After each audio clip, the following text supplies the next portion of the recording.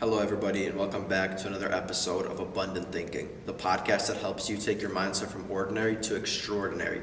In today's episode, we're speaking to Dr. Richard Sullivan. Dr. Sullivan got his PhD in sociology from the University of California, Santa Barbara. He's a podcast host and a writer, and being able to have a 2-hour-long conversation with him was invaluable. He is one of the smartest people I've had on this show, and by the end of today's episode, you can expect to learn how society impacts people's mindsets, the impact social media has on society, what it takes to be the person who goes against the norms, how to surround yourself with people that you enjoy being around, whether or not Dr. Sullivan believes that there's hope for our future, and much, much more. Thank you so much for tuning into today's episode. I know it's longer, but I promise you it'll be worth it. I'll see you next Tuesday. Dr. Sullivan, how do social factors influence people's mindsets? That's a big question, Elon. There's almost nothing that humans have that's a sociological point of view, is that there's hardly anything that we think that isn't related to the social context, the social factors. So when people are born, even before they're born, parents prepare the bedrooms and they prepare the clothing that the child, the new infant, is going to wear, and all that kind of stuff. And you're already conditioning, this newborn when they come online to be a boy or a girl. What are they going to play with? What kind of books are they going to read? What color are their rattles and their pacifiers and all that stuff? All those things are social. So from the time we're born, we are having we have the people around us who are already on the grid telling us, what to think and how to think, and making sense of the world around us. And it happens from the very beginning. So there is virtually nothing in the human experience that's not related to some social factor. I think that we are social creatures ultimately. We don't survive as a species because we have really sharp teeth, or we can run really fast, or we have claws, or anything like that. We survive because we have community and families and social networks that teach us how to survive. That's a great answer. I love that. It actually goes on to my next question, because it directly relates. Are people who belong to different social groups brought up to have different mindsets? Absolutely. It goes back to, when we're first born, like, what languages do you speak? How do you learn to say daddy or mommy or something like that? Is it in English, or is it in Chinese, or is it in Spanish? That is part and parcel of the lived experience. So if you are in a group we call Americans, or English-speaking Americans anyway, your family is going to teach you to speak English. And you're going to learn the word for table or chair or microphone or what have you in English. And so that is one of the more fundamental ways to illustrate the social factors and the differences between groups. Now we can get more complicated or complex about that with respect to belief systems. So your parents might be teaching you about religion. This is the religion we practice. This is what we believe. We're Jewish, we're Muslim, we're Christian. You're going to absorb that, at least for your first 10 or 15 years of your life. You're not going to question it too much. Sure. And then, so would you say, people are brought up from different social groups, they're brought up differently. Does this happen, you mentioned culture, also from like a value standpoint? Some families might value this, while other families might value something else. And then, as those kids, for example, are brought up, they're like, okay, maybe this is less important for me and this is more important. A good example that I could think of would be something like education. I think a lot of, the high school that I went to was very preppy, and a lot of the kids got into very, very good schools. And it makes me think, what they valued, or at least what their parents valued, and possibly what they might have put on the back burner that might not have been as important. My parents were always telling me to get good grades. They're always, on it, but they were never so strict to the point where it was like, you get home, you got to study, you can't do this. I was able to play sports. I was able to, I guess, live my life essentially, if you will, in high school. So I guess going back to the question, would you say that values play a big role in different social groups and how they're brought up with their mindsets? Absolutely. I don't think you can separate mindset from values. I mean, I think they're almost synonymous. Uh, Values are, standards of desirability and good and virtue, and what is bad. That's what we value. We value respect. We value, hard work. We might value education, as you said. Or in this culture, we value sports and athletic, prowess. Um, so it is almost impossible to uh, disentangle values from mindset. And in fact, you could argue that it is our value structure that determines our mindset. So if you believe it's most important to do good work in the world, you might become a minister, you might become a social worker, you might become a teacher. If you value money, if financial success is the most valuable thing to you, or your upbringing, you've been socialized to believe that economic success is the standard that you want to achieve, then you're going to more than likely pursue those kinds of goals. And so you're going to end up valuing uh, higher incomes, wealth accumulation, that sort of thing. That's very interesting. I didn't think about that. How much would you say of our mindset, of our values, are shaped by our environment compared to like our personal beliefs, our personal experiences? Well, that's $100 question, Lon. I think that's you're speaking to a sociologist, so it is the vast majority of it, from my point of view, for most people, the first thing we need to understand about our society, about life in the modern era, not just the modern era, but social human life, is reflected from our upbringing. Like you mentioned, the personal belief system. Uh, I maybe if you give me more time to think on it, I might be able to come up with a counterexample, but I can't think of a situation where your personal belief system is not connected to the social setting in which you're living or have been raised. You can change a belief system, but it is not going to be something that comes, organically, like springing from a fount of, a spring, spring water, or something that you find, or a oil well, or something like that, that you discover. It is a combination of all these different inputs that are coming into you throughout your life. Again, from the time you're born, um, all the way through our lives, we're subjected to, we're influenced by those people around us. And then we start orienting our behaviors and our thought patterns and our belief systems to those people around us, who then either affirm or reject it.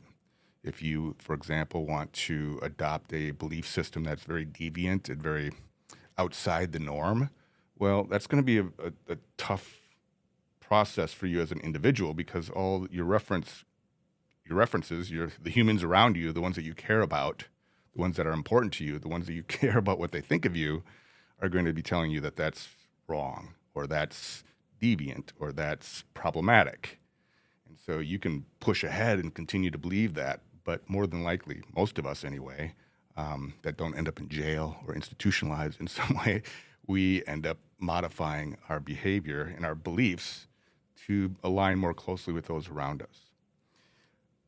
Another way another thing that might happen with that is that if your belief system is antithetical to or conflicts with those around you, you might just find a different group. And we're seeing a lot of that, like today, with the silos, information silos in the media, social media, mainstream media.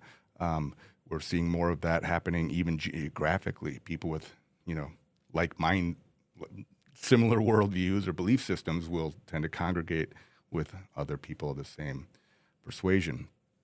And so we see a lot more segregation that way. So what might be deviant uh, in one community won't be deviant in another community, and it will be accepted. And then so you align, but you're still being aligned with the social group around you. You're not, the island unto yourself. That idea it's not true. I mean, no one is an island, as they say. But yeah. I was gonna say, I think it's interesting that you talk about how, the people of similar mindsets will surround themselves with each other, and I think that'll end up being the norm around them, right? Like if they have this deviant behavior, they surround themselves with each other, and this is the norm. This is the thing that they do, Hmm. right? And I know you talked about this idea of just people, they're so used to their world. Like, for example, you brought up an example that said, when you're in class or when you graduate a school, better say that, you say, oh, well, everybody from my county did this, or everybody from Hmm. my school. Same thing, like for me, everybody or most people from my school, they went to extremely good schools, right? That becomes the norm. And then you might struggle to see like other people's perspective because not everybody lives the same life as you. Right. And I wanted to ask you, because you're talking about experiences, you were talking about how a lot of inputs will create like the things you think about, your structure of, moral thinking. Do you think that one like bad or one extremely good experience could kind of push it far along? Because you mentioned how it's a lot of different things happening. Like, oh, you're not going to become this person because of, a couple things that might have happened to you here and there. But do you think that one really big, experience, whether it's traumatic or extremely successful, could push you to like a different way of thinking? Yes, the short answer is yes, and I mean you can get very dramatic, or you could be very mundane. People report stories all the time. I mean, as they talk about their own biography, their own life story. I met this teacher, I met this person, um, and it was just a kind of a happenstance meeting, and having met them, it changed my perspective. I mean, I can share one with you. I mean, it popped right to my head immediately. It was it's not not a violent experience or anything like that, which could also really change the way you navigate through the world. But it was I was on my first international trip. I was in Mexico, and I was on a bus, and I was sitting next to. I didn't speak Spanish, and I was sitting on a bus, and I didn't, I'm just some white guy going going to this next town, and some little kid. I mean, I don't know. He might have been 10, 12, maybe. He had this gold chain. We started talking in my broken Spanish, and he ended up giving me his necklace. He just took it off and gave it to me. And I thought, well, what a cool um, gesture. And yeah, it still sticks with me. So that that was early on in my trip, and it was very. I mean, there were a lot of experiences like that on that trip. I was there for quite a while when I was in college, and it's that sort of thing. It changed. That may have been a key feature in the way I understand people who don't speak English or people who don't live in the United States of America, that sort of thing. So it is those types of experiences. Again, it was fairly mundane. I never saw him again. I didn't, I don't know what happened to him. But that interaction changed the way I thought about the people in Mexico. And so when I come here and it's decades later and it's like that's still in my head. It's still part of my worldview and the way I understand humans, right? You could have a less, you know, inspiring example too is if you have a bad experience. So sometimes people go abroad and they get pickpocketed or they get, Right, right. mugged or something or taken advantage of, and they come back with that mindset. That's one example, but it's like just about everything that we experience in our lives contributes to the way we see the world, right? And so I think it's really important, again, as a sociologist, it's really important to understand that other people are going through their lives just as you are going through yours. They have different challenges. You mentioned your school. If you're around a community that values education and not just values education, many communities value education, but not all communities have equal access to good education or the resources, the books, the teachers, the small classroom sizes, all that stuff. Um, and if you're in a situation like that, you're going to sort of grow up. If you're growing up in that setting, believing that that's how everything else is, that's how everybody's community is, which of course is not necessarily the case. And so just being able to recognize, get a little farther afield from your question, but being able to recognize that the diversity of human experiences, even within the same society, um, I think it's very constructive. It's humanitarian. It's like that's the essence of that. That's a great answer. I was gonna say I was talking on one of my episodes, and I mentioned how I try to see things from like a positive perspective. Where I try not to be the person who's like down. I like to help influence people positively, if you will. Hmm. And I brought up this example that I thought that I talked about. There was this time that I was at a coffee shop, and I was walking to get my coffee, and like this girl was walking back with her coffee, and she accidentally spilled her coffee on my like bright. I don't think it was white, but bright sweatshirt, completely Uh, stained it. And I was like, oh man. And she was so apologetic. I mean, hmm. instantly she's like, oh my God, I'm so sorry. And I looked at her and I'm like, oh no, you're totally good. Right. And I think that people could have taken that two different ways, right? So somebody, I guess in my circumstance, I'm always trying to be happy, and I was in a bad mood. I get that people make mistakes. It's totally okay with me. I don't care at all. And when this girl spilled her coffee on me, I was like, no, like I don't want you to have to worry about this. Don't worry. Hmm. I'm literally just gonna like go wash my shirt later, whatever. Right. I'm gonna change clothes. Don't even worry about it. Um, but then I think there would be somebody else who would just be super furious and be like, "Oh my God, I just bought this," or "Are you kidding me? Why does this always happen to me?" You know, something like that. So, and then from those experiences, those people view, the world differently, the day differently. They might think, "Oh my God, my day's ruined." You know, that's it. Like 8 a.m. Mm-hmm. You're getting your coffee. You're Mm-hmm. like, "That's it." The day. I was gonna have such a good day today. I was looking forward to having, my meetings, my classes. But how can I do that now that my, shirt is stained? Yeah. Yeah. I know you were talking about earlier surrounding yourself with better people, or just people that can kind of collectively make you think differently. Do Mm. you think it's possible to more specifically surround yourself with people who could make you better?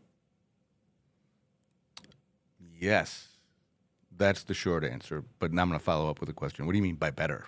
So I think earlier you mentioned how, we have these different like groups of people who all think differently. We all have our different opinions. Do you think it's possible to surround yourself with a group that can do that can like you can all influence each other and make each other better, but while still having like not a specific view of the world, if you will. So like for me, for example, I say I would view the world positively. Somebody else could say I view the world negatively. Is it possible for me to be able to surround myself with people that all can think positively but might have different opinions of different things and we could bounce back on each other? That sounds like a wonderful place to live. I'd like to, if you find this place, let me know about it because I'd love to.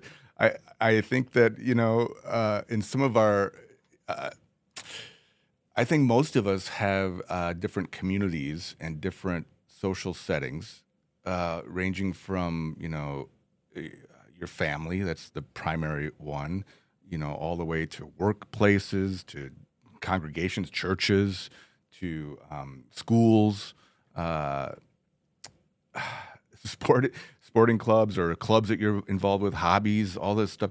You have many different communities that impact you, and you gravitate towards them, or you attracted towards them because they affirm what you think, or it's really hard to be around negative people all the time, right? And so we tend to go to people who are not negative. Well, somebody's negativity, might be interpreted as negative. Other people think it's like critical thinking, like they're trying to solve a puzzle. They're trying to deal with some really complex problem or something like that. And so they're very critical. In order to have critical thinking, you have to, critique.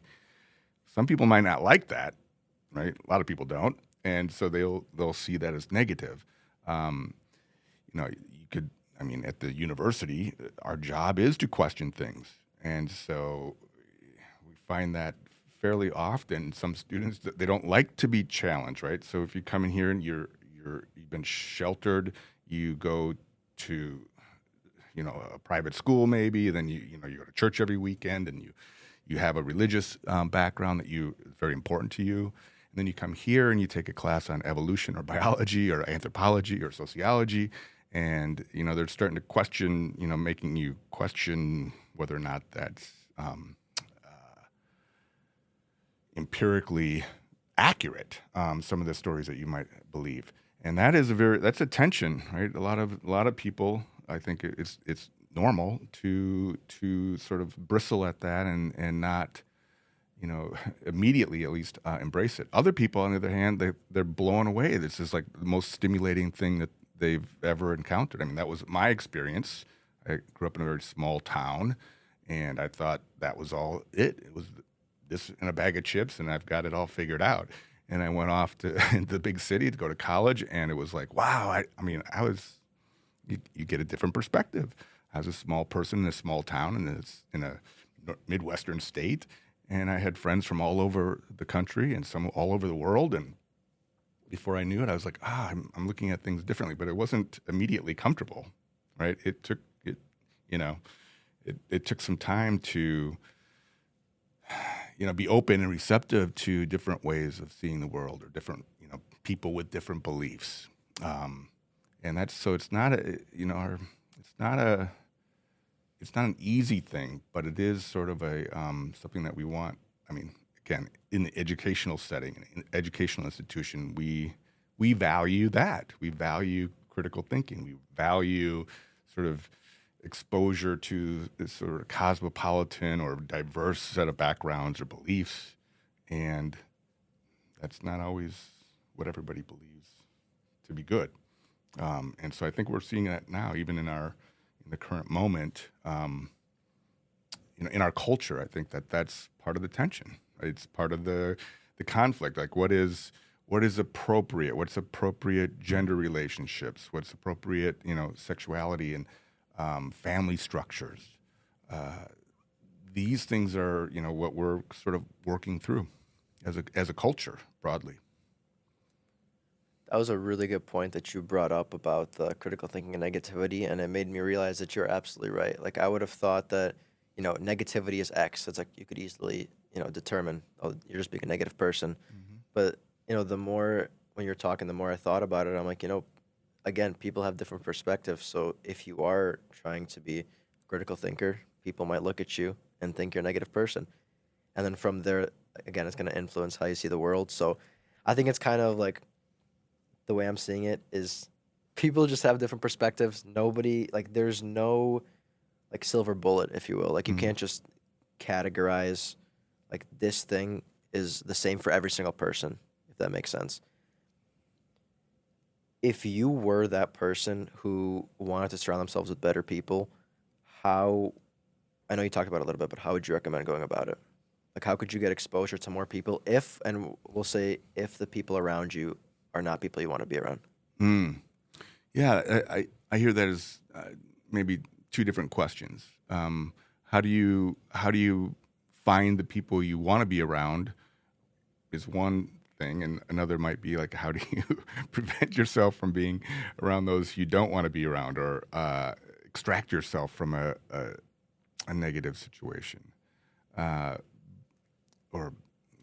keep going back to the better people. So yeah, better people. And I take your question. I'm not going to be, I'll beat you up about the question, like better people. I mean, if that would have happened to me, your story about the the coffee getting spilled on me, like, depending on the day, I could have been that guy. Sure. It's like if I had a bad morning, it's like I might not have been so cool about it. And other days, it's like, wow, I can't believe how cool I was about that. It's like, but I think that's a good point too. Like, it's always different. Circumstances mhm. are always different. Right. So how do you go about finding the people that affirm you? I think that's another way of asking it. You know, I think there's. I'm gonna answer this in two different levels here, because I think on the one hand, you want to be around people who affirm you, because that's your backstage. That's the people that sort of.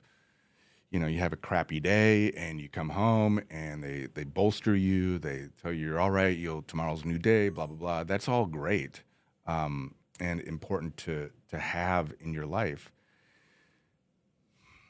But you don't want to just be surrounded by people that keep telling you, keep doing drugs, man. It's really good. It's good to do drugs every day or whatever. It's like, you don't want, it's like affirming your bad behaviors perhaps too. So it's a bit of a dance. So I think that I think you really do need, and this is, maybe if you have an episode with a psychologist on there, they'd be able to, get to some of these more psychological patterns more deeply. But we want to have a social network that's affirming, that gives us a base. And I think that's what we see a lot with young people. At least that's what I work with young people a lot, and 18 to 22-year-olds, and it's a kind of an upsetting moment. We're going through a state of flux as a culture, as a society, and finding those people is hard because we've relied on social media. So that on the one hand, that the algorithms tell us that we keep going to the same people. They'll keep telling us what we want to hear. We agree with this, blah blah blah, or they'll direct us to things that piss us off, and we get angry and upset, and we can like it or hate it or respond to it and interact with it that way. So we're being pulled in different ways, pushed and pulled, and we're kind of trying to absorb this new technology, the social media, the internet, the digital age. We have lots of information, but much less knowledge and wisdom, because it's hard to do the knowledge part, the facts, the wisdom. It's really easy to do information. But so how do you go about finding these people? I think the first response, the first answer would be like, you go to social media, right? Who's on social media and who's in your friend group and that sort of thing. But I, as somebody who knew what life was like before before social media, and have experienced a little bit of it since. I don't know if it's all that healthy to be finding our social networks on social media or through the virtual world. And I think there's a lot of evidence that's emerging now that's demonstrating that that's not so healthy. It's a lot of curated presentations of self. It's like it's inauthentic, can be inauthentic. Of course, it can be authentic, or it could be presentations of self that appear authentic, but really are not, because they're presentations on an edited, video or something. Yeah, so I think getting into the world, I think this is one of the things I've been working on recently is sort of trying to identify first principles. And I think we're in a state of, this is a fancy French term for this in sociology, is anomie. We're in a state of anomie, which is sort of a flux, a state of flux. We don't know what the norms are. We don't know what the expectations are. And those expectations are changing rapidly, and we don't really know where to go with them. And so the more we can connect with people, so my first principle in this case is the more we can be human, the better. And that may seem kind of like I'm dismissing the question or not a non-answer, but I think that the human, if we go back to first principles, and that is like we are a social species. We are not independent. We are not evolved to communicate with one another via a cellular device, right? Or the internet or something. It's great. These are awesome tools. We've created these things. It's amazing. It blows my mind what we can do with this stuff. But at the end of the day, we need face-to-face interaction. We need, physical touch. We need, authentic in the tactile sense, the concrete sense. And so that's what I would say. I mean, I don't have a one answer that would fit everyone's situation, but whether it's joining a rock or climbing club. I mean, these things are these pickleball clubs. I have friends who do that. They find some big choirs doing music, like actually playing music, not just going to the concert, which is also good, right? You're around people. I mean, you could probably speak to that. I mean, those of us who've been to music concerts, I mean, it's a charge. The reason we pay a couple $100 or more to go to a concert is because it gives us this incredible joy we can't get anywhere else. Why is that? Well, we're in community. We're in solidarity with other people who also like this artist or love this music or what have you. And so those are the things that, you take an inventory of your own experience, your own worldview, your own beliefs, your own values, and then think, where might I find that community in real life, right? in a real life setting. And it is going to become harder, I think, for us to do that as we continue, like especially since the COVID pandemic, and we kind of got isolated, and we're just trying to find our way back to community. Just for the record, I did have a childhood without video games, or without social media. Without Oh, you social did? media. Yeah, Okay. yeah. So Okay. I'm the last of The the last of a dying breed. generation. Yeah, you're Yeah, a yeah, dying breed. You'll be able yeah. to tell the future generations what life Oh, was I'd like. be like back in my day. Yeah. Back in my day. Yep. um, as far as you were talking about hobbies go, I think that's a really good way to be able to be surrounded by more people. I also think in a way it's like a funnel system. So if you are looking for like people around you that, okay, I want people that are active. If you go to the Hmm. gym, I mean, it'd probably be hard to find somebody who's not active. Like Right. imagine the one time you go to the gym, somebody else who's like lazy is gonna go there. That's probably not gonna happen. So just being able to do that, I mean, I've heard this time and time again. Saying pickleball club is so popular because it's a sport that's like people that are, I think, getting a little bit older are getting into it, and that's where a lot of people are making more friends. So I think Hmm. it's absolutely awesome to see things like that. Then going to what you're talking about, social media. I think we can talk about social media for so long. I mean, Hmm. it's a big problem. One of the things that I do, and I'd recommend anybody watching this to use this frame as well. After I watch something, I'll think to myself or I'll assess how it made me feel, right? Like I don't want to Mm. be consuming things that are making me angry or it's like why did I just spend that time doing that, you know? So I think being purposeful, I think it is possible to have social media and not have it completely consume your life. I Right. mean, you can tailor your feed to make it things that are actually going to be at least more helpful than watching things that are going to upset you, right? Hmm. So that's just a recommendation to have for people, a frame of thought, just thinking about, how did I feel after watching this? How do I go along the day after watching this? I know for me, if I watch the news, it kind of just ruins my mood. So I completely stay away from it. Like Yeah. if I'm being completely honest, what does it take to be the odd one out, aka the person who go against the norms? All right. What does it take to be the odd one out? Um, is this person trying to be the odd one out? I would say for the better. Like they want to just be able to not be influenced by everybody around them and kind of, Mm. if possible, right? Right. And do something that they think would be more beneficial to them. Right. How to be the odd one out? Yeah. This is I mean, this is the sort of the main thrust of your channel and podcast, but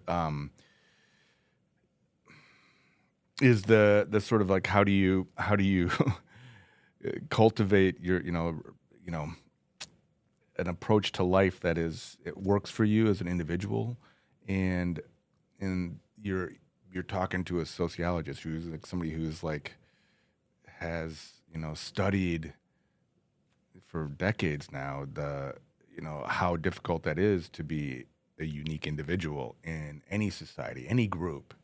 So being the odd one out, I mean that's why I asked the follow-up question, like, are you trying to stand up for what's right while everybody else is going along? Are you trying to be the odd one out to say like we must do something and everybody else says nothing can be done, or we have to just accept it? Or is it like, hey, let's all wear paper hats or tinfoil hats or whatever it is? That's odd too. It could be a fashion thing, it could be something like that. Um, Let's say you're the person who wants to, the second example you brought up, you want to do something, but other people around you are telling you, no, there's no point. Maybe they're a little bit cynical, ah. maybe they're a little bit negative. So yeah, that question I like that question. It gets to the heart of like, how do you make change? How do you change the community, or how do you change your social environment, or and these social environments are always changing. They may happen slowly, some more slowly than others. But like youth culture is it's like the main point of youth culture is change, right? Is if you're speaking the same slang you did a week ago, then you're not with it. Right, right. Um, I don't think about that. so so change is this prerequisite, is sort of a core principle. So how do you develop? So I think what I'm hearing you ask is like, how do you develop the fortitude, like the internal, like the individual fortitude to sort of confront what will be maybe some teasing if you're doing you got a friend group and you want to do something different, like, hey, let's all do let's do ballet or let's do dance lessons together. It's like, oh, your bros might say, like, dude, that's so lame or Right, whatever. right, It's like, right. but you want them to try it. It's like, look at this. Then you might say something like, well, look at all these professional athletes who do this stuff. I mean, there's a reason that they're doing this stuff. It's not the first thing that pops in our head, but um, it is not easy, as you know. Otherwise, you probably wouldn't ask the question. If it was easy, we wouldn't have to be talking about it. It does take some time. I think one of the things that I would, with my students, I like to remind them that knowing that the resistance will come, like the social resistance or the social criticisms or teasing, even hostility, depending on what you're trying to do, is part of the game. It's part of the process. Without that sort of tension, that pushback, you are probably not doing much, right? If it's just like going to the movies, okay, what do you want to see, movie A or movie B? Well, if you get everybody to go to movie B and they wanted to go to movie A, that's all right. You're still going to the movies, right? That's not that big of a deal. But if you want to say, let's go ice skating instead, now that's a bigger lift. So how do you get to be the odd one out, or how do you cultivate that? It requires a significant amount of self confidence, and I think sociological awareness, knowing that this is going to be it's not going to happen overnight. It's going to take some time. It's going to take more than one iteration, one time of doing one episode. But if you can be persistent, eventually it becomes the norm. I mean, we've seen that with laws, social change in general. It's like I think about even on our campus. I mean, there was for years there was a lone individual who would protest for legalization of marijuana, and it was like at first he was like a crackpot, still kept just doing it, right? He just kept standing out there with the same sign saying like, this is what we need to do, or I think we need to do, and lo and behold, within what, a decade or so, marijuana became legalized in the state. I mean, that's a big change. Not that he did it by himself, but he Yeah. was he was clearly the odd one out.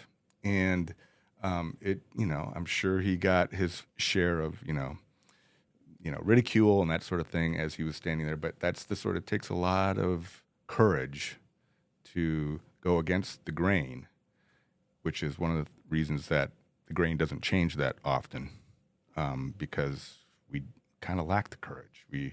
It's much easier for humans to just go along with the crowd, to go with the flow, if you will, because that's what we want social acceptance. We want our peers to respect us and to like us, and we need to like ourselves. And one of the ways that we approve of ourselves is we look at other people's faces and their reactions to us, and if they're giving us positive feedback or approving nods, then we'll feel good about ourselves that we're on the right track. If they're scolding us or scowling at us, we're going to feel less like we're doing the right thing. And that's any change agent you see, change agent being an individual who's trying to push back or being the odd one out, encounters that sort of thing. And if I may, I'm going to push a little harder on this one, because I realize that there might be a big gap in the way we're thinking about this, because sometimes you don't have to be the odd one out trying to make change, like purposeful. I want everybody to wear tinfoil hats, or, go ice skating instead of going to the movies. It could be that you are the odd one out because of who you are. If you've ever been in a situation where you're the only person of a particular race in a large group, you're the only black person in the room, you're only Latino in the room, or what have you, white person, only man in a female setting, that also is you're the odd one out. So you're not trying to change everybody, white people to be black people or whatever, but you are the odd one out. How do you navigate that? So there's another dimension to that, but the same dynamics are taking place. So if you're the only black person in a white community or a white setting, well, you're, one of our famous sociologist W.E.B. Du Bois was talking about this double consciousness, that you have to you because you're the odd one out, you have to be mindful of how they're perceiving you. Like, why are you here? This is a traditionally white space, you know. There's a black person, a person of color, or a woman here in a male-dominated space. How do you navigate that? That goes back to courage, and then often just by being there in your body, who you are, that helps create change, right? Because now, you know, just by virtue of the fact that this is no longer an exclusively white space, for example,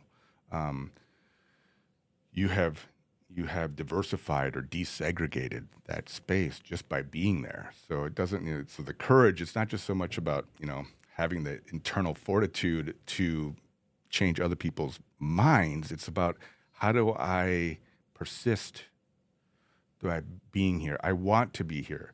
I might be the only man at this ballet class, but I'm going to persist, you know. I'm not going to let my sort of self-consciousness or the ridicule stop me. And I don't know if that makes sense or if that's helpful, but there's a lot of ways that some of us, we don't really recognize being the odd one out. I mean, I'm going to keep going, I guess. But, you know, I mean, I think this is one of the things that majority communities don't understand. That it's harder for them to get their heads around, is that when somebody is the odd one out, you're the only trans person in the room, you're the only Latino or the only immigrant or something like that, the only one that doesn't speak English. How would you know, projecting yourself, how would you feel like if that was you? And they're not trying to change anybody's minds or anything. They just want to be in that space. So if the roles were reversed, how would you want the group to respond and then be that person?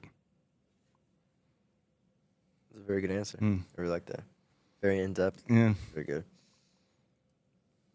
I would say, going back to what you were talking about with the guy who's wanted to legalize marijuana, nobody wants to be like that guy. Like, you don't want to walk into class and be like, oh, you're the guy that stands out there with that sign. Like, you're that guy. You know what I mean? And I would say, for me, even doing something like, I would say kind of unpopular, like having a podcast, like, people notice it. And like, I think a lot of times nobody will say something so direct that you can say, like, oh, this person was extremely rude to me, but they'll kind of throw jabs out there, something that you know is like malintentioned, but they could always be like, oh, it was just a joke. You know what I mean? Imagine if the person was in class and you're like, oh, you're the guy who has this sign that says legalize marijuana, and the guy's like, dude, like stop saying that. I actually, like, I want to make change. I'm trying to do this thing. And the guy goes, dude, I was just joking, you know, relax. So Right. there's always that, like, barrier that people always have. It's like two separate, like a Yeti can, if you've ever seen that. It's got like an outside and an inside. It's got two separate layers, so like you can't push in between. And it's very similar in that sense. And even you were talking about, you know, you have this protest or doing something against the norms, and people will push back on it. People will have negative emotions. You could tell people are upset. But kind of what you were talking about earlier, it really just depends on their experiences, right? If you are, you know, if somebody said, let's legalize marijuana, but then you had an extremely bad experience with marijuana, or somebody you loved, maybe they were addicted and they ended up dying because of it, something like that, they could be like, wow, this person ever want to do that? That's so stupid. Like, you don't know my experiences, right? But similarly, you don't know the other person's experience as well. So it really just depends on the other people's experiences, which they're infinite. Like, everybody's got their own. And I guess from what you're saying, it's very important to find the people that you have a circle with. Like, if you're somebody who relates to this person, I don't think it would be of detriment to them to go up to them and tell them, hey, like, I see what you're doing. I support you. You know what I mean? Like, they would want to hear that. They want that positive reinforcement for themselves. How do you think inequality impacts people's ability to cultivate a positive mindset? How does inequality interfere with people's ability to cultivate a Positive mindset. positive mindset? Oof. Yeah. Man, that's a whole podcast episode right there by itself. I think that, I mean, yeah. Well, again, not to harp on the social media piece of it, but that is a big part of our culture right now. It's a big part of our reality. And a lot of the research that we're finding is one of the reasons that teenagers in particular, young people in particular, are having such a negative experience with the social media space is because of because of inequality of attractiveness, um, uh, financial well-being, life experiences. Like the idea that you're constantly comparing yourself to these people you're seeing in social media, where it kind of gets back to the idea that when you're in a community, like if you're in a smaller community, or you'd mentioned like in your high school, that setting, or my hometown where I grew up. I mean, relatively small communities of people. Your reference group, you're looking at other people all the time, but you see them at the store, you go to the same church, you go to the meetings, you go to school together. You're going to be less likely to see, for better or for worse, you're less likely to encounter somebody that's got, they're coming to school in a private jet or a private helicopter or something like that. They're being dropped off. The inequality is more flattened in smaller communities like that, or segregated or homogeneous. That would be the fancy term, but like the homogeneous community, like your high school, for example, it's going to be people that are coming from similar backgrounds, they have similar experiences, and so it's all going to look like quote unquote normal. You get outside of that setting, whether it's your experience or my experience, it doesn't matter. But the human experience is like you start seeing people with tremendous amount more wealth or income or opportunities, and yeah, that's going to affect your capacity to be positive about it. And I think we're seeing a lot of that in our culture right now. We have people who are extremely wealthy, like mind-bogglingly so, it's like wealthy, and then we have people who are literally living in the streets, literally going to bed hungry. We have kids who, are getting these great electronic gizmos for Christmas, and we have other kids who are not. They don't have coats or mittens or shoes that fit right. When you can see that, and you're told constantly that we live in a land of, equal opportunity and everybody gets what they deserve, well, that's a tough sell when you're like hungry and somebody else is like throwing away a plate of food because it's not their favorite kind of pizza or whatever. It's like, you're hungry. That's going to impact your capacity to, trust the system, trust the society, trust the rules of the game that we have. But also, it's going to make you feel, in our particular society, it makes us feel as if we've failed at some level. And I think we see a lot of that. It's like some of the analyses lately are that, like we've left behind large swaths of people, particularly in the rural settings, rural areas, people without higher educations. I mean, the rules of the game have been shifting over the last 40 years or so, the economic game, and they're being left behind. And others who went to college and got advanced degrees and what have you, they're doing better, and they're doing way better, and they can't figure out what the problem is. So absolutely, this inequality, impacts our capacity to feel good about ourselves. If we're seeing other people win, I'm working hard, I'm working every day. It's a thankless job. It's got low status, low prestige, and I can't seem to get ahead. I'm always living paycheck to paycheck, where somebody else is going to an office, it's got air conditioning. People call them sir or ma'am or something like that, or doctor. They're not appearing to work any harder than me, but they're certainly doing well off. They're not worried about their next paycheck. That has an impact on the individual psyche, but also, spread it out across the culture and society. It's like the social anxiety that we're experiencing. We want to compare ourselves. We tend to compare ourselves to those around us, and if we're falling way behind, then that becomes a problem.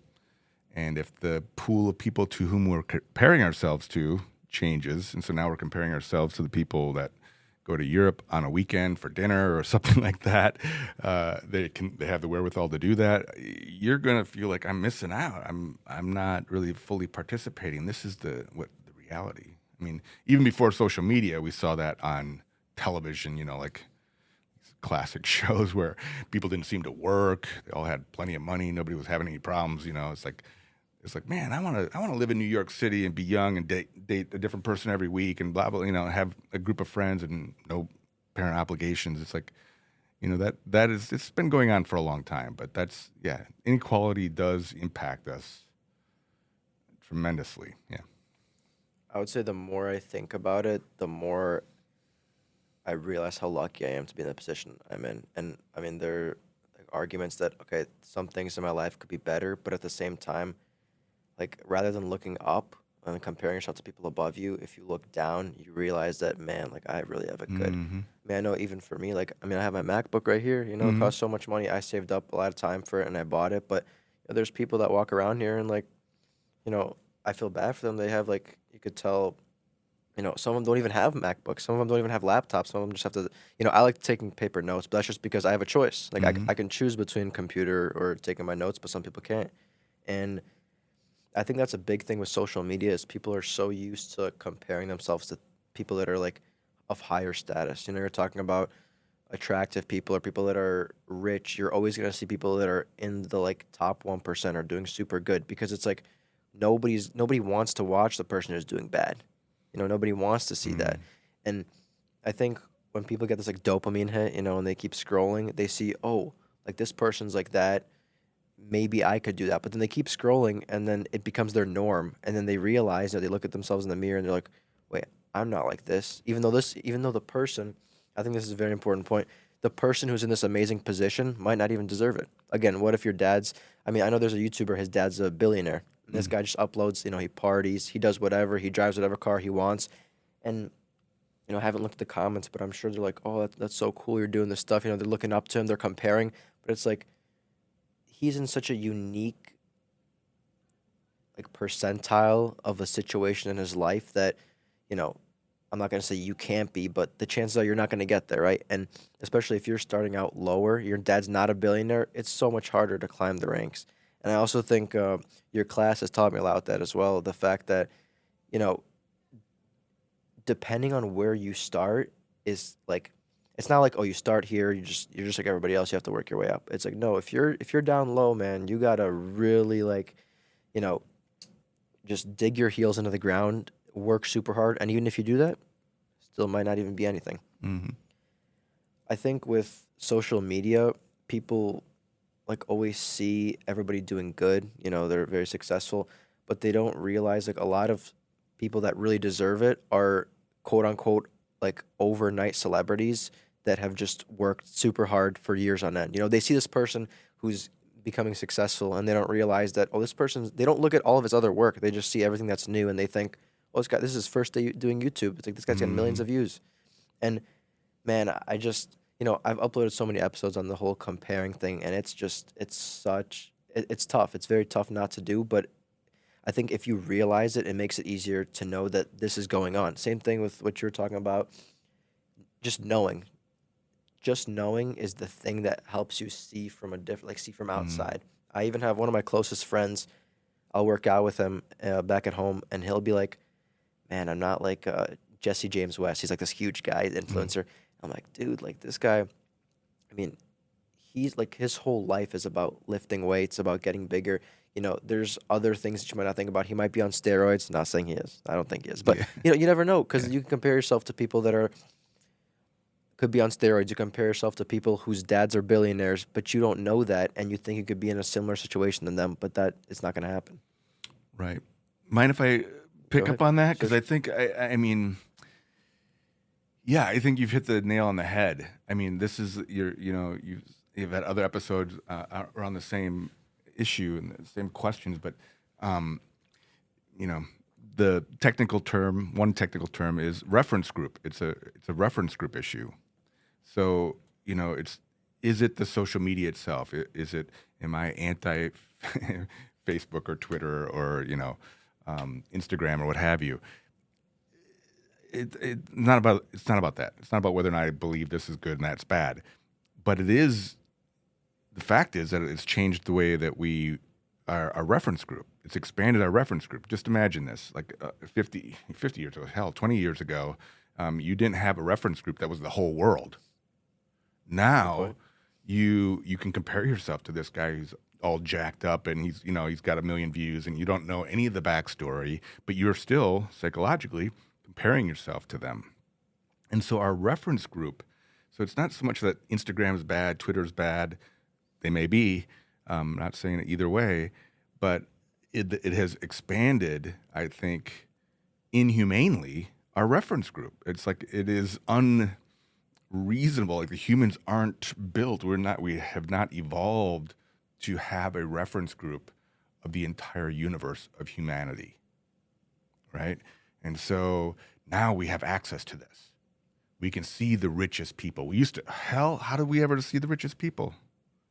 We couldn't unless there used to be a show when I was growing up. There was a show called The Lifestyles of the Rich and Famous. And that came out like 30 minutes a week. You tuned in. It's like, wow, they have a yacht or something like that. It's like you're all like, whoa. And now you just open up your phone, start scrolling, and you're going to see stuff like this. And it is incessant. It's not just like one or two. It is just nonstop. Nobody posts the worst things about themselves. And if they do, I guess you probably delete them or whatever. It's like we're looking for the curated, we're getting the curated glossy version of reality.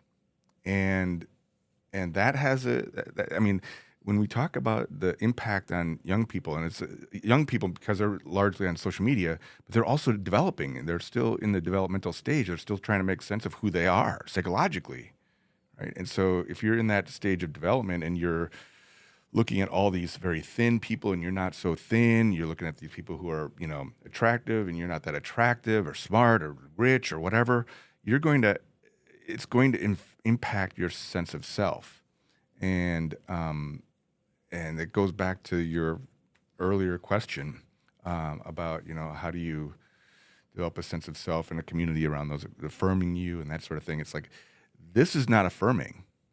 If everything that you see makes you feel crappy, or by comparison, in reference to them, then you're going to feel crappy about yourself. It's going to be very, very hard to overcome that because, again, we're social creatures and we rely on the affirmation of our community, those around us, to tell us we're okay, to tell us we're a good person, that this was a good behavior, this was a bad behavior. We rely on that. And if it's all like, you're not famous enough, you don't have enough YouTube followers, or you don't make enough money, you don't purchase the right kind of clothes, you don't wear the right kind of clothes because you can't or whatever. It's like, I have a young daughter and I worry about her all the time in this setting. And there's, it's a different culture, and new and innovative doesn't always necessarily mean better.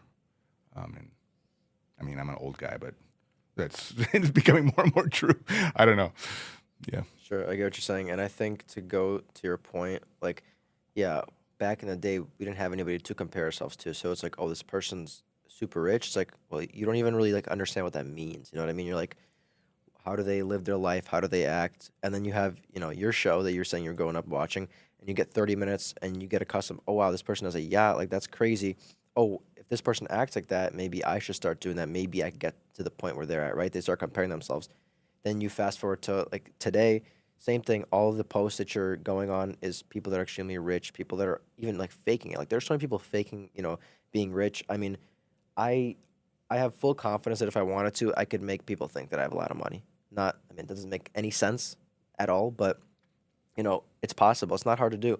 And I think something that makes it even worse, like a compound effect, is algorithms. So you see this person and you think to yourself, oh, well, you might not even think to yourself, right? You might just like it, and then you're gonna scroll, and then the program that you're on. I mean, this has been like, people know about TikTok's algorithm, and they know it tracks your watch time, it tracks your likes, it tracks literally every single thing, things you wouldn't even think about. And then it it just makes that the norm.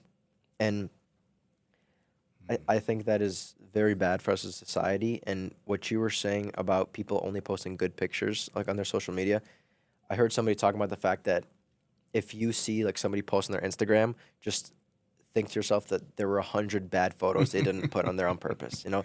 You always see, and I even talked about this in one of my episodes. I knew a girl who was pretty depressed, and she was actually in a very bad like part of her life. But then she would post on Instagram, and it's all smiles, everything's good, Mm. and it really makes like it made me wonder. I was like that like the things that you see on social media are not the people most of the time. Right. That is so insightful, and I think that I'm very happy. Actually, it makes me feel better about our future and our collective, state of mind. That young people like you are like, if nothing else, not that we're able to stop it or put the stick in the spokes of the cycle, but that we're acknowledging and recognizing what's happening, and I think that's again you know when we develop new technology, we don't necessarily know why it's bad or that it will be bad or what parts of it will be bad until some damage is done. And we're sort of experimenting on our own species, right? As we're going through this. Oh, well, that was a bad idea. Right. Maybe 2 generations from now, there'll be stories about how like, could you believe they used to let kids on social media or whatever? Um, you know, 8-year-olds with their own cell phone, like, oh my God, that'd be like us today saying something about like, do you believe that doctors used to smoke in the office? It's like, Right, right, right. it's like it was just a different set of norms. But it is hopeful actually. It gives me hope that like you're raising these questions and being able to recognize that what you're seeing on the screen as you're scrolling is not real life. The trick or the problem is that the brain has a harder time figuring that out. Like, right, as you're seeing the image, you're seeing the image. It's Sure. imprinting. It's doing its thing, uh, and you may be able to intellectualize, say, like, oh, this isn't really what's happening, but you've already seen it, and you are being impacted by it. And you mentioned the algorithms. Like, if these didn't work, they wouldn't be utilized. Right? There are whole industries and whole careers, attention engineers. Like they're rewarded for figuring out how it is, what combination of different variables will keep you on that phone or on that device or on that platform, and they're rewarded handsomely for doing that, and it's all in the background, and there's no sort of a check on that capacity. So if no regulation, in other words. So some cultures do regulate that much more so than we do in ours, but then we get run up against like the norms or the values of freedom and all that stuff. Free speech. You should be able to do what you want. It's like, yeah, but there's got to be a limit. There's got to be a limit with respect to how much damage we might be doing to our own selves, our fellow humans, because it's like it is. I think you mentioned already, like how do you feel when you're done scrolling? It's like the few times that I don't do Twitter anymore, but that was one platform I remember thinking like, holy cow, I'd suck up an hour scrolling and not even intending to do it, and it just how did that thing hook me for an hour, and I just felt awful afterwards. And I never put the phone down and go, oh, that was an hour well spent. Totally. I agree. Right? I should have watched the paint dry on my walls or something. That would have probably been more productive. But yeah, but that's I like where you're going with this, because it's all of a piece. It's not, you can't just pull one piece of this out and deal with it. It's a larger system of, we're trying to make sense of a lot of things all at the same time. And yeah, so if we've got these algorithms encouraging us to go to the social media site or stay on it, and we have our friends who are all on it, and we don't want to be divorced from our friends and their community and what's happening, the FOMO thing. This is all working. I mean, I'd say this is controversial, but I'd say some of the best sociologists are probably the people engineering those algorithms. They know, what's going to, I guess, sociologists, psychologists as well. If you want to make money, that's where you go, right? Mathematicians, you have to figure out how the math works. But, how do you get people how do you play on their fears or their anxieties? And we know that. We have, before the social media, there was Madison Avenue. I believe it was Madison Avenue. Like the Mad Men, the advertising industry was built on this idea. They figured out, anxiety sells, sex sells, these sort of features. If you push this hard enough, there will be a reaction. There will be a response towards your product or against your competitor's product. And that's what's happening now in social media, except now we're the product. And we're producing the content for that product, and we're reinforcing it. So it's like, yeah.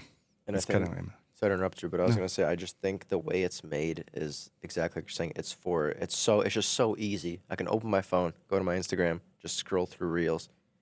Do the same thing with Twitter, YouTube, anything. It's just, I think all the time things are just becoming easier and easier, so humans have to do less and less for it, but still get a little bit of like I don't know, like neurochemically, like some serotonin or some dopamine. You get happy from doing this thing. But I love what you said about the fact that you never put down the phone and you're like, you know what, like that was nice, that was good.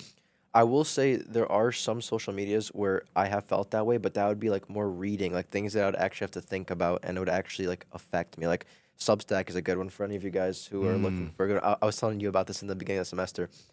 A lot of really good writers write on Substack, and it's very like there's no scrolling. It's like you'll spend 30 minutes reading an article, but it's very informative, and that actually makes me feel good. You know what I mean? Yeah. And it's one of those things because I've caught myself being like, I don't want to 30 minutes. Come on, like I just got done with class, But there are definitely like realizing is the first thing, but there are ways to kind of push yourself back a little bit. Something I talk about on the podcast a lot is I have this app.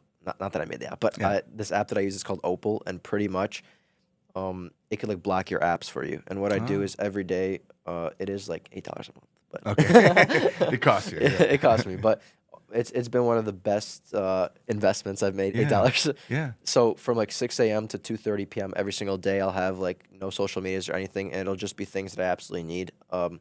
Music is one of them. I'm not gonna lie. Spotify, like I'll have it up there. And sometimes I do catch it distracting myself, but I'll listen to podcasts pretty often, so I'll keep that on. But like Snapchat, Instagram, it's literally like if somebody reaches out to me on those apps and they can be like, "I need your help right now," nothing will happen. And one of the most humbling realizations that I had by doing this is nobody really cares about you. The people that really want to find you, they'll find you.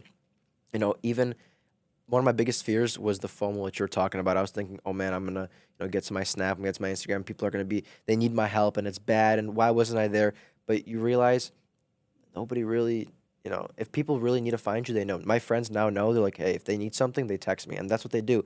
And that's like the new norm for us, right? And that's how I wanted it to be. And I think unintentionally, I conditioned them to like know to text me rather than going on to Snap because.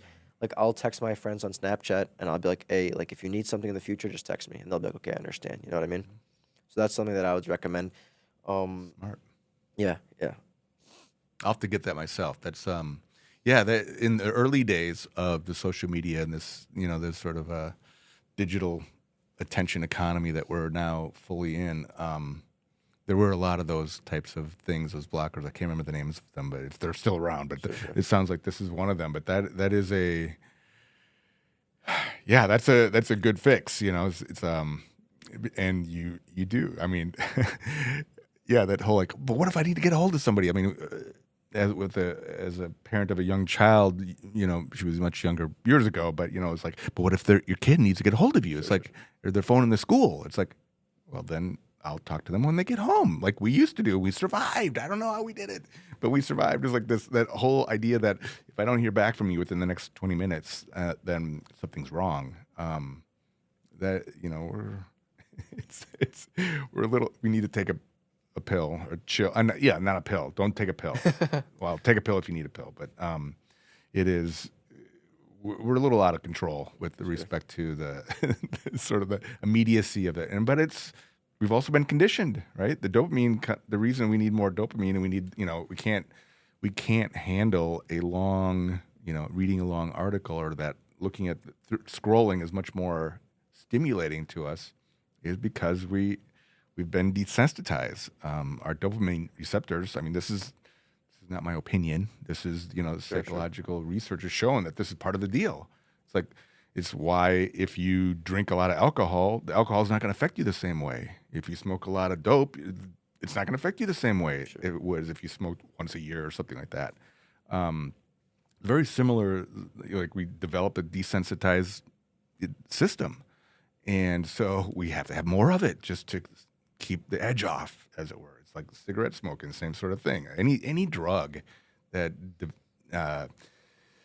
contributes to that, that rush, or gives us a rush or something, it'll eventually wear out. We'll build up a tolerance for it. And the scrolling thing is emblematic of that. I think that's, and so even like taking a break from it in the course of a day helps your body, your brain sort of regroup. So it's not like this constant thing that, when you put it down, you go like, oh, I don't feel good about myself in any way. So yeah, that'll be like, it could be end up being the question of your generation.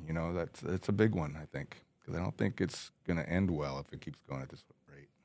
Yeah. I remember before I had Opal, I did something called a dopamine detox. It was like a trend at the time, kind of. And so it was just like one day of just kind of nothing, like no electronics, anything. Like I'd ride the bus, no music. Like I just sit, I look out the window, crazy. It was actually crazy. That is awesome. But the next day, I remember I got onto my phone and I was so excited, and I checked my social media, and like nobody texted me. And I don't say this from like a sad point of view, but nobody texted me. And then I remember thinking, I was like, oh, like my internet's not working, something's not right. And I kept refreshing, nothing. Nothing.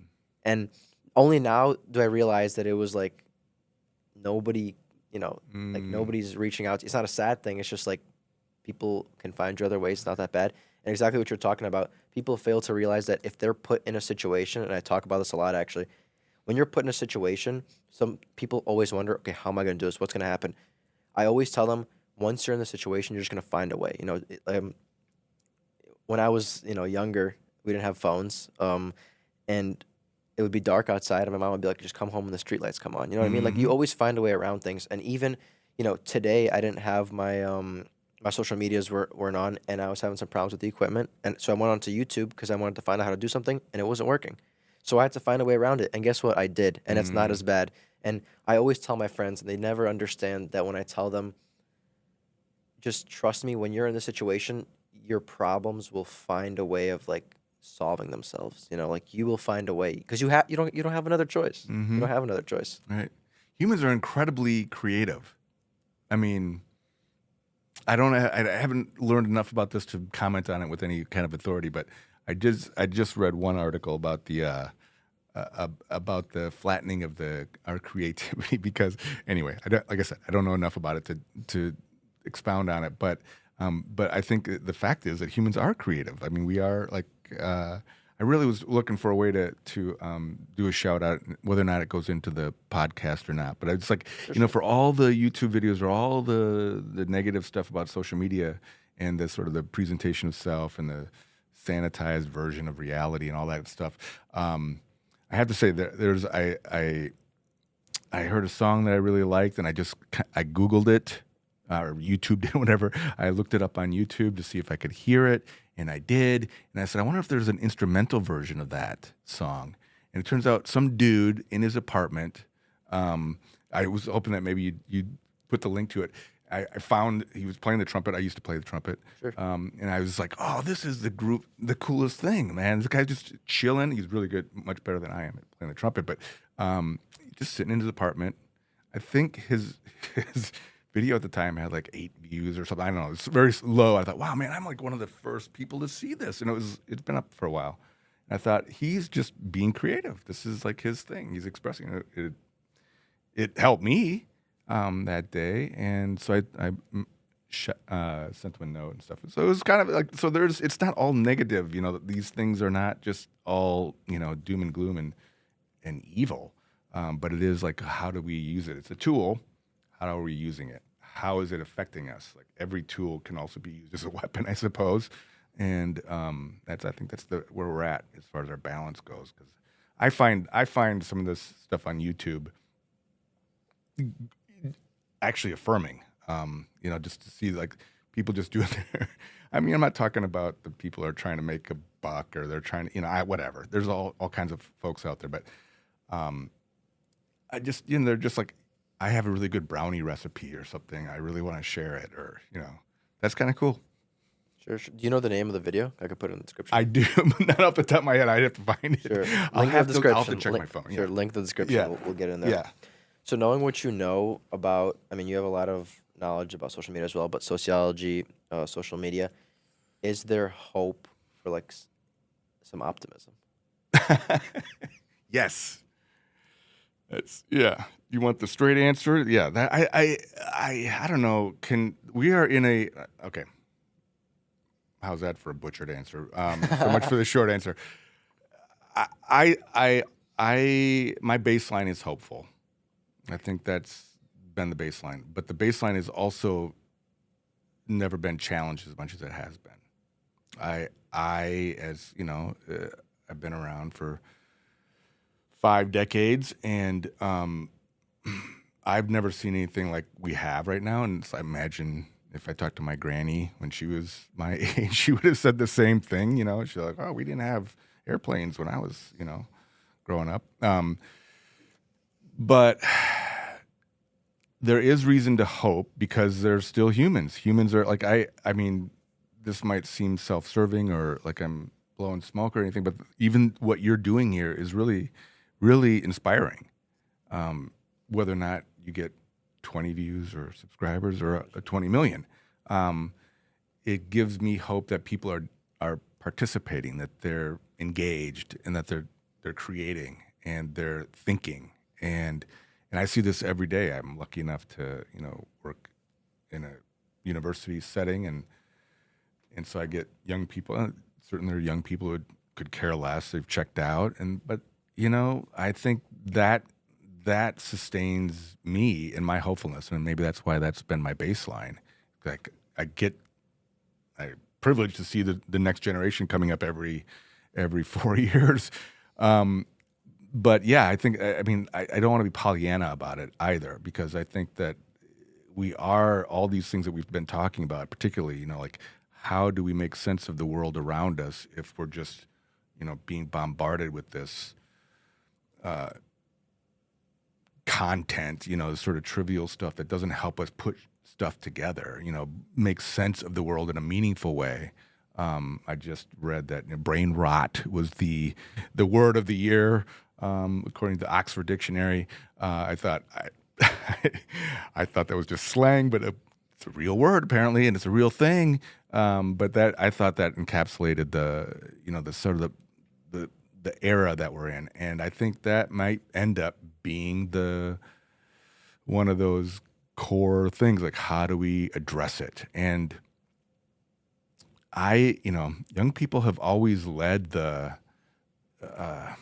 social changes and pushed us to do better as a society. And I don't see. I mean, it would be unscientific of me to even conclude, well, that's changed, that's over now, because I don't think that's we can go based on one moment in time and one historical moment and throw all the evidence out altogether, the historical evidence. But no, I think that the fact that like people like you, and you're not the only one. I have lots of students who they're worried about the things that you worry about. It's gonna take some time, and it's gonna take effort. And I think it's the effort part that's gonna be the biggest nut to crack, because we are used to having things easy. We are kind of soft as a culture. I mean, I think I came to that realization in full during the pandemic. It's like that was a tumultuous time. People just like they wanted their stuff, or they wanted the world to be the way it was. And it's like we're very fortunate in this society. We have been very fortunate. We have suffered very little compared to what people around the world are dealing with. I mean, even now, like I think about when I lament our condition, the crisis that I think we might be in. You know, there are people who've been fighting a war in Ukraine for a couple of years, again, bombed every day. There are all kinds of people, again, not enough to eat, not enough clean water to drink. It's like it is important to keep that in mind, I think, as we go, but also to use that a form of motivation. It's like, all right, I'm in a privileged position. What can I do how can I use my privileged position to make the world a better place? You know, it's one thing if you were like starving for calories and you don't have enough to eat today. It's like you're not thinking about how to make the world better. You're thinking about getting food. And so just having enough to eat on any given day or being warm enough or having a roof over your head puts you in a position, a privileged position, whether or not it feels privileged, but relative to the rest of humanity, to contemplate these ideas, to do a podcast, to do videos, to explore these questions, which then is going to help somebody. It's going to impact somebody, which is great. I think that's so. There is hope, but I think, you know, if you wanted me to give you a recipe, I mean, where I'm at right now, I'm still working through it with everybody else. These recent changes over the last, I'd say, 5 or 6 years. I go back to the basic principles. Like, do we recognize and cherish and value our humanity? Do we value democracy? Do we value ecology? Do we value the environment? And everything else is kind of, you know, you want to talk about what team to root for, or what, you know, policy prescription you propose, or what social media app you want to platform you're on. None of that matters. I think we really need to get back to first principles, or, you know, some core values that will bring us together, as opposed to, you know, well, yeah, but you don't believe exactly what I believe, or you have a different opinion about this or that. It's like, I think a lot of our problems could more easily be addressed if we recognize these basic things. We are all humans, and all humans have value. If we can believe that, then, you know, a lot of these other problems don't seem as big, and a lot of the problems that we do have with each other become more easily solved. It's when we deny people's humanity, you know, that's the problem. And I think democracy is a bigger nut to crack a little bit, but because I think there's some people that don't really value democracy. But do you value democracy? Do you value self-governance? That'd be another way of making it broader, as broad as possible, to bring as many people as we can into the same sort of worldview again, to sort of inoculate us against this atomization, this polarization, this isolation that we're experiencing in our moment. Yeah, I think a big idea is just this idea of like adaptability. Like you were saying right now, it's like such a different time. You've never seen it. But it's like, I feel like we don't have a choice other than to adapt. And similarly, you're saying if you asked your grandma when she was your age, she'd say the same thing. So I think adaptability is huge. I like how you talked about like Maslow's hierarchy of needs. Just like if you don't have the very basic, if you don't have the clothes, if you don't have the food, you're always like in that cycle. Like you're always trying to, you can't, this is, I think, the same topic of me feeling very fortunate. Like I'm in a position to be not only, you know, recording a podcast, but the equipment that we have around us. And there's people that they can't focus on a podcast because they have to make sure they could put food on the table for their brothers and sisters. Not even like parents. Like Right. it's like people that are teenagers could want to, you know, support for the family and make sure that they get their basic needs, if you will.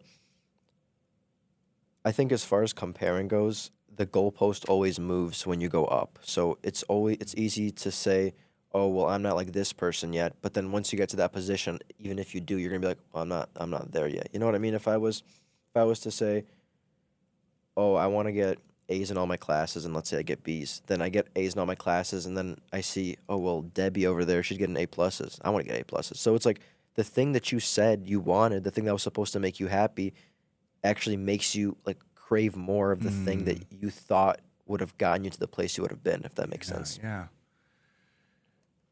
So the goalposts always moving. Man, can I lay some Sure, sociology sure, on you? sure, sure. You know, I don't know. You know what level people are at here, but it's like I don't want to be that guy, that professor. But I'll go back to the Durkheim, Emile Durkheim. He's a French sociologist from over 100 years ago, late 1800s, very influential for the discipline, but also a moment of change. For him, much of sociology, the early sociologists were like trying to deal with all this change that was happening in their day, 150 years ago, Industrial Revolution, the Enlightenment, that sort of thing. Anyway, he a key piece of he did a seminal study on suicide, actually, suicide rates, and one of the things that he sort of uncovered was that this notion of anomie that I mentioned previously, but this not knowing what's expected, what's going to come, what's possible in our lifetimes. This is why I returned to this, because these ideas kind of fell out of favor. They're not cutting edge stuff. It's old stuff, but it speaks to the moment, and I think this is one of the cool things about history and sociology in particular. But one of the things that he identified was when everything is possible, it's psychologically damaging. So, and this is the state he talked about, like when he was talking about the different forms of suicide or types of suicide. When people, and he was looking at rates, not individual acts, by the way, just to clarify that. But he was looking at why, why does suicide rates go up and down in different times, different places, and he surmised that there was this type of pattern that he uncovered where when everything was possible, when if you work hard enough, you can be successful, for example, and you can acquire a house. What? My own house? I don't rent anymore? That's great. But yeah, you can get a bigger house then. Kind of going by what you were saying, it's like the goalposts are always moving. In a world in which there are no limits, there is no satisfaction. There can be no contentment. And if you're not content, if you can never achieve contentment in your life, well, kind of have what we have now, right? We have this like constantly pushing to get the next thing, or it's like if I make $1 million, I need to make $2 million. If I make $2 million, I got to make $4 million. It's like, that's kind of the hamster wheel we're on, and so there is a lot of correlation, connection between this sort of the state that we find ourselves in as a society and these moving goalposts, as you say. It's like it is. I found that to be a really compelling idea to help us understand our current moment, because it is true. It's like, oh, if I get a high school diploma, maybe I'll get a college degree, and then if I'll get an advanced degree, and then I'll be happy, and then I'll get a better job, and then I'll get a bigger house, or But then you forget, like, you're the first person in your family to get the high school degree. Right, and there is no, when do you stop? When do you become contented? And I think this is not Durkheim or sociology or anything, but they're more philosophy perhaps. But we maybe one of the solutions to our current predicament is to reintroduce contentment, and it sounds like that would be a theme consistent with what you're doing here. Is that how do we reintroduce the idea of being satisfied? Like like when you have a good meal, you don't go, oh, I want another one. Sure. You go, wow, that was delicious. I feel great, right? I can't wait to have that again, but not today, not right now. I'm not going to have 2 meals tomorrow. I don't need 2 of them. I just need one, and maybe it's once a week I have this delicious meal, or every once a month or something.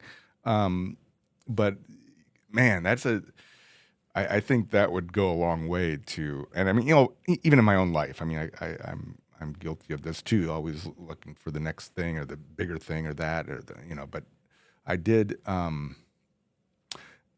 if I may, we're here, we're talking to microphones and all this stuff, but I had a sabbatical year last year, and for a part of it, I went entirely off grid, up in the mountains of eastern Washington, and I came back. For 6 weeks, I was out of contact, and it was, sort of a detox, if you will, electronic detox from the modern world, and it was profound. The way that my outlook changed in my own mental state, physical state, the outlook on life. It was like, man, I didn't need much. I was out in the woods and it was a cabin, and it was like, I didn't need all this stuff. I wasn't like being made happier because I had Instagram or something like that. Um, I was just reading books and enjoying nature, and it was gorgeous. It was gorgeous. And wow. I remember thinking, like, I wish everybody would get a chance to do this. Everybody should have to, get 6 weeks to unplug and go off the grid, just to remind themselves what it is to be human. And I share that story because I think it gave me some insight, and not that I had it before, but it helped because I was able to see, like, oh, this is what it would mean to be contented. So I didn't need a bigger cabin. I didn't need a nicer cabin. This was great because it was what it was. It was kept me warm and dry, and what else did I need? And so it really helped me put into perspective, what is going on in the world and how detached from, the natural world, or our natural state we are. And I also think it's huge that you're saying, you're by yourself in a cabin. You didn't have Jerry's cabin over there that had 35 rooms, a helicopter pad. It was just you. And I Right. think, like, at a base level as humans, again, like, that's literally all we need to survive. One of my goals in my life, and I was actually talking to one of my bosses about this from where I work, and he did this before I even knew that, like I had this goal, and then he told me he did this. But I would want to go to, like, South America, somewhere around there, and live with an indigenous tribe for a little bit. Mm, Not one of the biggest things is just to understand how their culture works, see, just everything they do, but also just same thing, like, they don't have cell phones. They don't know what Snapchat is. Try to tell them about Chat GPT. They're gonna be like, mm, all right, like, this is not real. But they don't understand. So I think just in a way kind of humbling yourself down to this is what people have, and they're okay with it. And mm. I would actually argue they're probably happier than us. Right. Oh, yeah. This stuff is not necessarily making us happy, Yeah. Yeah. and I think that's kind of been the sub theme of this conversation. But it's like, if this was making us happy, it wouldn't be a problem. Sure. But I mean, you mentioned Chat GPT, like AI and all these things. Is like, again, I don't want to be the the Luddite who says, like, oh, any new thing is bad, but not every new thing is good either. And I think this is, I'm putting a plug in for sociology here, but I mean, I think that's one of the virtues of a sociological perspective, because we can see that there are a lot of things going on, and they're not all necessarily good, but the fact that we're considering them and how they're acting on us, or what are the implications for us as an individual and as a group, as a species, I think those are good questions to be asking right now. And I think, you know, every generation of new technology, or they've done the same thing. Like, oh my God, the telephone's going to ruin everything, or the telephone or television, you name it. I'm sure people have resisted the printing press, going way back, but we're at a pace of development and change right now that it's having very real consequences for us. And I think, again, I think it's great. I think it's we can get demoralized about it. I don't think that's good either. But being able to recognize it's happening, and then that's like the first step to trying to diagnose the problem and then fix the problem and address it, so that we're not destroying ourselves in the process of, scrolling or whatever we're doing. Sure. Yeah, I don't know the exact stat that I read, so I don't want to missay anything. But I know there was a statistic that I'm completely paraphrasing, but it said in the next week there's gonna be more information from all of our technology than there was in the past 50 years, from 1950 to 2000, which is just crazy to think about. It's Yeah. like it's always something new. And even to go to your point, I think a lot of times like these things like the printing press, they become the norm because people start using it. But in this day and age, things are going so fast we don't even have time to get used to it. Like the how fast AI is going, the new things that are happening right now is just like you can't even track it. It's impossible to know Right. everything. It's literally Right. impossible. My last question for you. Okay. If somebody wants to like rewire their mindset, right? They're in this position, whether it be social media or they're living a life they might not necessarily want. Are there any sociological principles that could help them see from an outside view of their problem and help them solve it? Yes, that's another big question. How many episodes is this? I, yeah, I would say the principle that I would advocate that I am, in the last, I guess my professional life, I've been advocating the sociological perspective or the sociological imagination, or as I've called it recently, is sociological literacy. And that's a lot of what I've been talking about here. It's not so much there's one answer to the problem because the problems keep changing and morphing into something else bigger and more dynamic. But being able to recognize the link between what's happening out there in the broader society and what's happening in here. That's the essence of this sociological perspective or sociological literacy, or you call it what you like, sociological ethos. But come up with your own name. But that is the relationship. That is the thing that the nut we're trying to crack. Because it's not easy to do because we live our lives in here, right? And going through our very particular life, confronting all its challenges, carrying all the baggage that we have as individuals and the baggage that other people voice upon us and all that stuff. But being able to recognize yourself in a larger social system, or that this system is having an impact on you, can be liberating. It can be